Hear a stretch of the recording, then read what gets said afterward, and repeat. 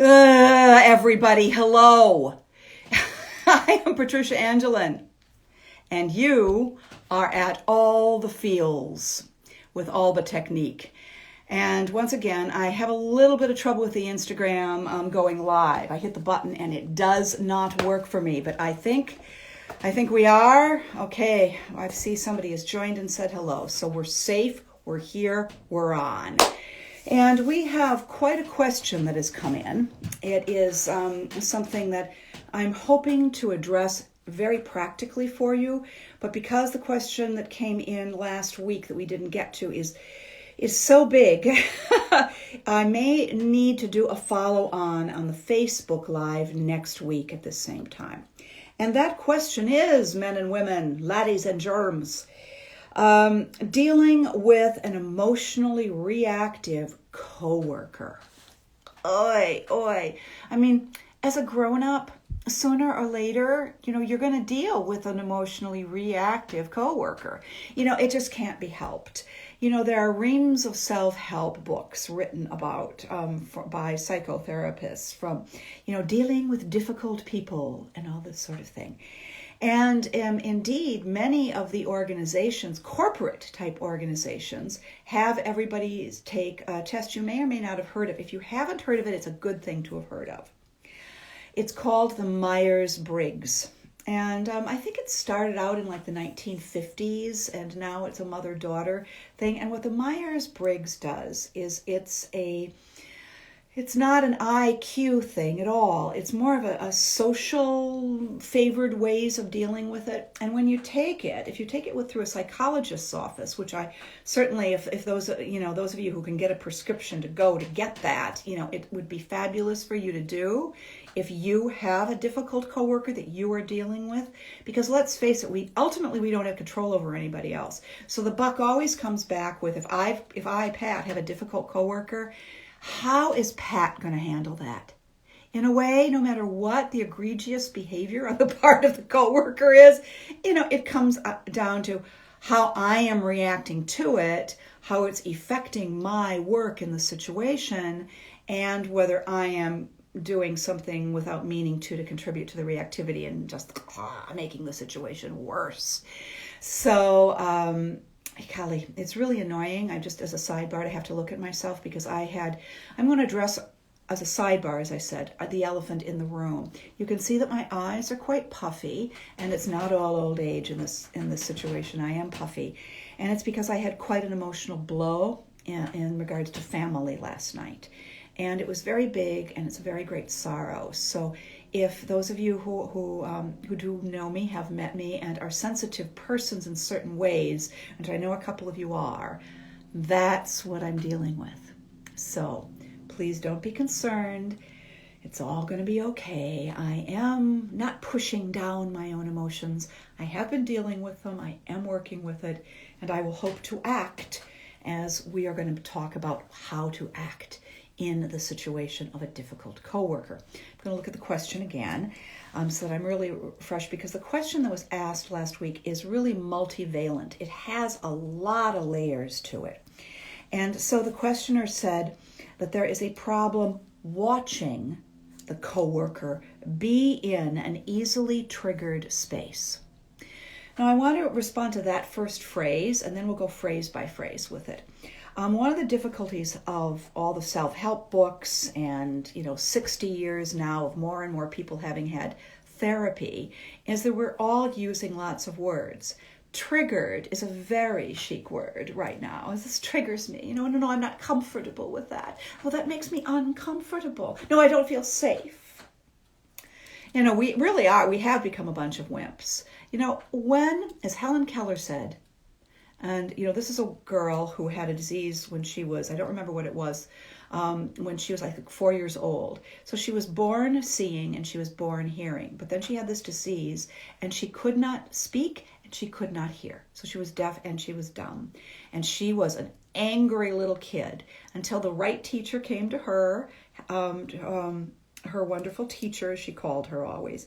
But she said, among many wonderful quotes, please do look up Helen Keller, because talk about a woman who lived an incredible life dealing with challenges. Oh, as my sister says, my Lanta. Oh, my Lanta, did she deal with a lot of stuff with grace and with growth, continued growth. So she said, quote, there is no safety in nature. So the sooner each one of you here with me today begins to process, you know what? I'm not ever going to feel totally safe. That's maybe okay. Maybe my feeling of lack of safety is my limbic system of my brain giving me a little fear, giving me a little anxiety to tell me that I am actually in danger from this coworker. Now, not that they're going to, as they said at one point, go postal and shooting people because they, have had it and a straw has broken a camel's back. That's not what I'm talking about, because most of us are not that out of control of ourselves. But, people who are constantly being triggered, we'll use another word, volatile, who are emotionally volatile. It can be, that kind of thing comes up in a Myers-Briggs. So for many, many years, corporations have often had people take this Myers-Briggs exam, which has, if you take it through a psychologist's office, it's going to be pages and pages and pages long, where they ask you a lot of the kinds of questions that surveys ask you in the old in Cosmopolitan magazine and that sort of thing on one level, but of course it's deeper, and it's about getting self-knowledge. And if I know myself, and I know, for example, that I am an INFJ in the typology of the Jungian typology of this particular test that I have taken, it means that I'm an introvert, naturally, not an extrovert. And ladies and gentlemen, that's something you come in with. And for too many years, those of us who are introverted, and contrary to appearances I am, we've been told, because the early parts of this test also measured, quote, agreeableness. And introverts have different answers to certain questions that the extroverts who created the test decided that introverts were lacking in agreeableness. And then they said lacking in sociability. So, in a way, those of us who are introverts taking these tests, we're already a little handicapped because the powers that be know that I'm an INFJ and I'm an introvert. So when they want me to just be open, just talk to me, you can tell me anything. Meanwhile, all of your internal alarm systems are going, no, I can't. It's going to set him off, or she's going to hold a grudge, or whatever it is, and with that particular individual you're dealing with. So, but it also measures, so I, introvert, extrovert, N, intuitive or sensing. These are the old terms. They sometimes they change them, but intuitive or sensing, so you would get the N or the S in the old way of doing it. Feeling or thinking, F or T, and judging or perceiving. They now call it prospecting. I don't know why. I like perceiving a lot better. I think it's more accurate. But again, the people who make the tests up are extroverts. So they're trying to reach, to grab, to understand, as we are here today, the functioning of other people. So I think it would benefit all of you, and this would be the main thing I would say today, is to go to a website that my first assistant found for me when I was interviewing people for whom I was trying to decide whether or not they were persons of integrity, whether or not they were crazies, as to whether or not I was going to teach them the Alba emoting emotional effector patterns for self-knowledge, because I have to do that in person, so I can't do it on Zoom with you. And Ron Burton, who's now a teacher of Alba Technique in Oklahoma, and an artist in his own right and the owner of a production company, so he's a man of parts, and he said, Pat, why don't you have people take the Myers-Briggs? I said, I can't expect people to go to a psychologist just to work with me. He said, no. It's free. It's online. It's at www.16, capital P, personalities, plural.com. So 16personalities.com. You don't have to pay anything. Of course, they try to back sell you, of course, but you don't have to pay anything. And from that, you will get 4 letters, out of those 8. and an additional one that has been added in recent years, which really has a lot to do with what we're talking about today, and that's assertive or volatile. And that lets us know internally in ourselves how much our brain chemicals are, go up and down. So it's very excellent self-knowledge. You don't have to pay anything for it. It's kind of fun. It takes about 10 minutes. Don't think it. Don't overthink it. Just answer the questions. I took this Myers-Briggs when I was dealing with a lot of physical symptoms that no doctors could seem to diagnose, and because the symptoms were all over the place. It was really difficult. And it was in the early 90s, just before I found Susanna Bloch and Alba emoting. And so I went to a psychologist. I took this test, which was helpful for self-knowledge, and I needed to take that in order to be prescribed a biofeedback, a course of biofeedback, which is also a wonderful thing for anybody to do, and I recommend it, simply because it gives you so many physically sensed tools to assist yourself in processing. But a real biofeedback does need to be done through a licensed psychologist's office. So often, if you're feeling too many problems and getting really seriously depressed, not only because of pandemics and COVID and blah and everything else we're dealing with in this world right now, but because of a particular coworker, it might behoove you, even though you are not crazy, and if you are insured medically, to ask for a psychiatric consult. It has to be a doctor, an MD, and let them know that you're having this coworker, you're having a lot of emotional volatility, you're okay, you're dealing with it, but you would like the psychiatrist, the MD, to write you out a script so that you can go and take the Myers-Briggs to learn more about yourself with a psychologist, and for him to order or her to order a course of biofeedback for you. That you don't think you need, chemical medicine assistance. You think you're so far doing okay, but you would like to have these things, and would this practitioner agree? So the already questioner of, dealing with an emotionally reactive, these are a couple of things you can do. Take the Myers-Briggs, which is fun and free.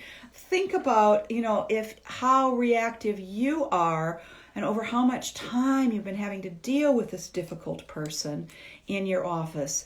Because let's face it, if you know that the person is retiring in a month, 3 months, 6 months, for example, you might choose to simply endure. Do the best you can and endure. That's a real choice, and it's a choice to be honored. We don't have to do anything about absolutely every situation. And sometimes in the midst of a pandemic, the path of least resistance, colleagues, it's a good thing. So those would be 2 things that I would suggest to you. So moving on. See, how are we doing? Oh, perfect. Moving on. The questioner says, I can see and feel his distress throughout the day. What this would indicate to me, as a person who's been working heavy duty with emotions since 1994, is, and of course as an actress prior to that, but that's different. The fact that you are almost certainly on Zoom or Facebook or Skype or something, and dealing with these meetings that you're in with this colleague, and that when you see him, you also feel his distress. Now, there are 2 types of feeling of distress for another person, and even psychologists don't usually understand the difference. There are very, very few who understand the difference. There is a very serious and real difference between sympathy and empathy. And so many practitioners are constantly talking about empathy, empathy, empathy, empathy, empathy. Somebody is lacking in empathy. Sympathy is what they mean. The ability to recognize what other people are feeling. The sympathy is that you're able to accompany them. You're able to maybe put yourself in their place, and according to your own experiences, stuff, you can, as they say, relate. That's sympathy. Empathy is a metaphysical really state, wherein you have particular gifts that you literally feel, even for a moment perhaps, what the other person is feeling, and you feel what they're feeling in their body in your own physical body. That, listeners, is empathy, and that is rare. And thank goodness it's rare.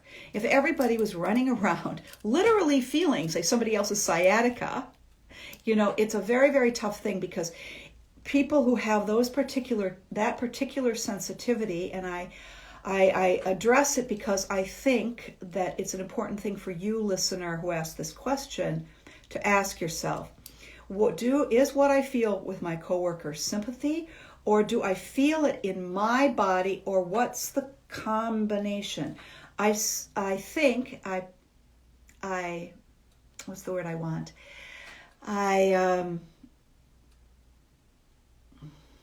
have a sense that in you, having read the question, that you have typed and this sort of thing, that in you, it may be a Myers-Briggs, that you are not in the INFJ, as I said, that you are a P. You are a perceiver. So you perceive things on another level of mind that the average person does not perceive. And what's important for you, listener and watcher on Instagram Live, is to figure this out for yourself.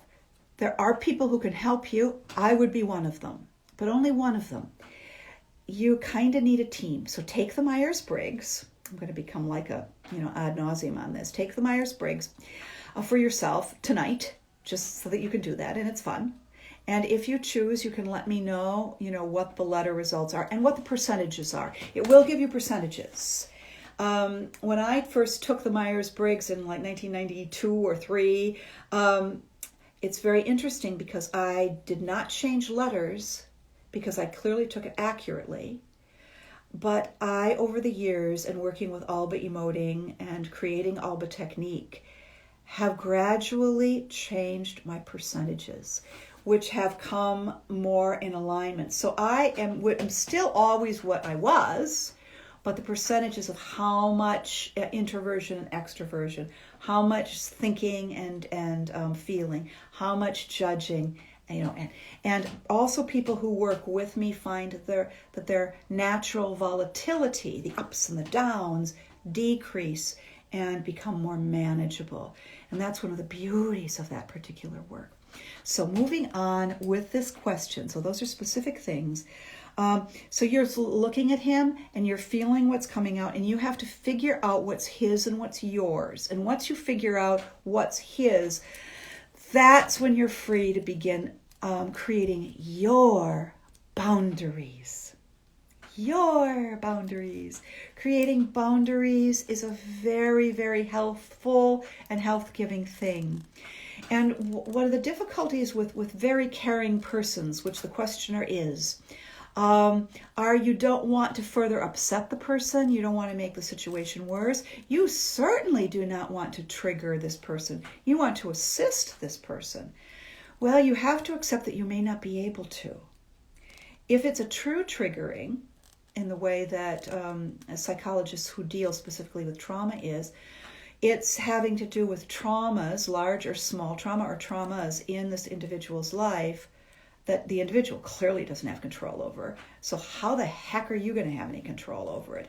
And number 2, and more importantly, listen to me, read my lips. It's not your fault, and you don't have to fix it. We can't fix each other. We can accompany each other. We can come back from each other. It's the dance of relationship, whether it's a work relationship or a love relationship. There are some things we can do. There are just some things we can't do. As she mentions in the next phrase, that she has unconditional love for this person. Well, unconditional love is something to which we ideally should all aspire. And it's very difficult when people are triggering our own internal volatilities. Very, very, very difficult. Let's use another phrase rather than unconditional love. Let's use charity And there was another one that I had. Charity, and I just lost it. And maybe it will come back, rather than love. Because charity is a very broad, where what you do is done for love of the other person. And this is the key, whether or not that person is able to perceive it coming from love or not. You are not responsible. If you clarify for yourself and make your own intentions as pure as you're able to make them within the situation, you do not have to lay yourself open to this person just because that's what they say they want. If they are volatile, your internal sensing is correct, questioner. You aren't safe opening yourself to this person. And I don't care how much he, and it is a he because I've been told the person is a he thinks he wants this, or he does want it. It's like somebody asking you a question. It took me years to figure out that just because somebody asks me a question, I don't have to answer it at all. Or B, I don't have to answer it the way they want me to, or with the completeness that they want me to, just because they're asking me and just because they want to know.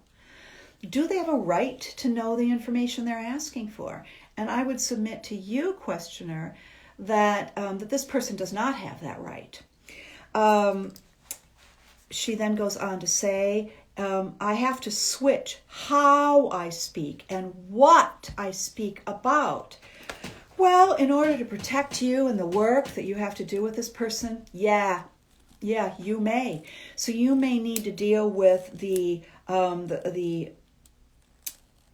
I realize that the difficulty is you feel like you're always having to be ready to leap and to be ready to change course depending upon how this out of control person who really needs help is.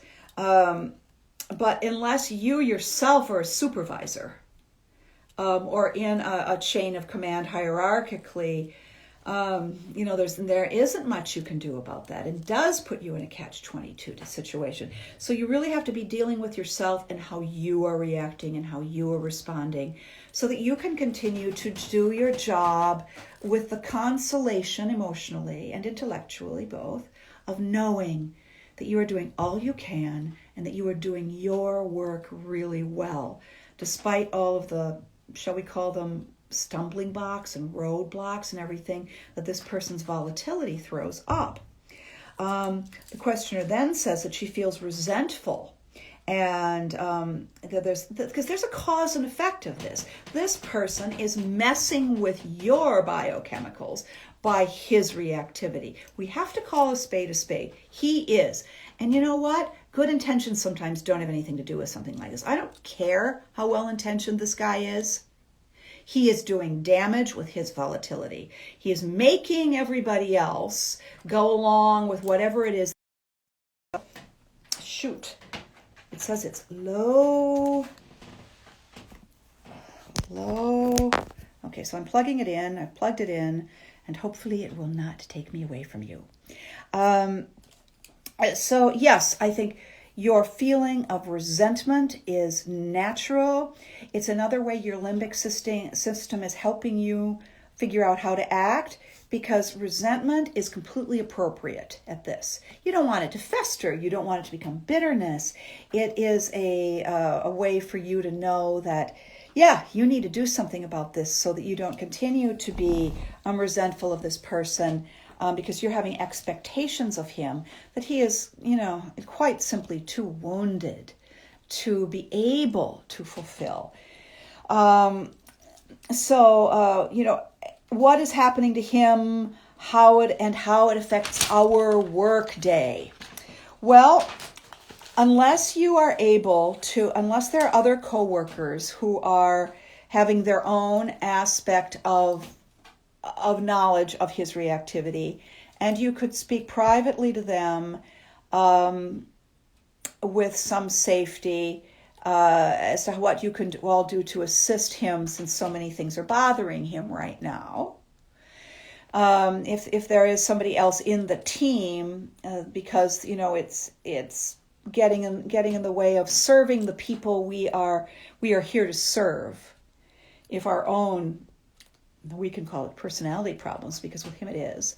If you can do that, and you could get a consortium to go to whoever would be the hiring person, the person with power in the particular structure of the organization you're in, because this individual is in need of help, and it's, I think, the understanding now of mental health issues because of COVID is getting better. And he needs a course of biofeedback. He needs a course of, he might even need some chemical assistant with a psychotropic to deal with his anxiety in the short term, if it's anxiety. But the way it's coming out, probably, because the way it does with most people is anger. It comes out in anger. The person is turns on a dime and wants you, the catch-22 wants you to be honest and open, and that, of course, because you're dealing with all that person's anxiety and all that person's anger, what's going to happen to you is you're going to get resentful and be sad. You're going to become depressed, and that, questioner, we will not allow. So I think on Facebook Live next week, we're going to continue with this question, because another questioner did a follow-up on a similar kind of thing. And this questioner mentioned that wondering whether there was an undiagnosed, either A, bipolar, or B, possibly autism spectrum undiagnosed in this person. And, that's like a kind of a different thing and a different issue. But sometimes we don't know, these things about our colleagues. So we're gonna wrap it up there, since I've given you something to do. Be very gentle with yourself, dear questioner. Support your body systems with the obvious things. When you're under this kind of stress in the workplace, you must get enough sleep. You must get warm liquids because it's winter in the Northern Hemisphere. If you are living in a highly dense area, like I'm in New York, there's also, for sensitive people, there's a pressure simply of all the people with all the anxiety and all the anger right now, because of how long the pandemic is going on, as well as other things in our civic life and individual lives. So please, please, please be gentle with yourself. As one of my old mentors, the late great actress Julie Hayden, said, cherish yourself. Cherish yourself. Drink, warm teas or coffee that is artisanal from an independent roaster. This is 7 grams. So, that's my one vice, as I call it. But be aware of how the caffeine in different delivery systems, which would be tea or coffee or chocolate or whatever, however you get a little bit of boost from caffeine, how is it affecting your body? So begin, everyone, your own new journey or renewed journey of self-awareness. Take the www.16personalities.com fun-free inventory. And then if you have further questions, you'd be able to preface it to me with, as I said earlier, I am an INFJ assertive, or I am an INFJ volatile or turbulent. I don't know which word they're using now. And then you can ask your question as to how you deal with either yourself or with the situation that you're querying us about. So you have a couple things to do. You have homework, and I'll look forward to continuing talking about this in the next half hour, a week from today, 5 p.m. Eastern Standard Time in New York, and extrapolate the time zone where you are, and we'll continue answering your questions. Do feel free to go to @Alba Technique and let us know whatever's on your mind. And we will try to address things as clearly as we can as they come up. And if we can't do the whole thing in one session, we'll continue it in the second. So I will look forward to seeing, I hope, if possible, this questioner back on Facebook Live next week at this time. And I'm going to close, giving it just a little more time because it is 5:31, I'm teaching a somatic sensing class, and I do that 3 times a year on Zoom. And I end that class with this particular poem by Lucille Clifton, entitled Blessing the Boats at St. Mary's. So I would suggest that all of you close your eyes, breathe in through your nose and out through your mouth, and I will share this rather wonderful poem with you, and then I will go offline. Blessing the boats. May the tide that is entering even now the lip of our understanding carry you out beyond the face of fear. May you kiss the wind, then turn from it, certain that it will love your back. May you open your eyes to water, water waving forever, and may you, in your innocence, sail from this to that.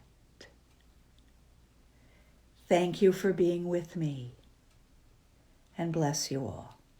Patricia Angelin, Alba Technique.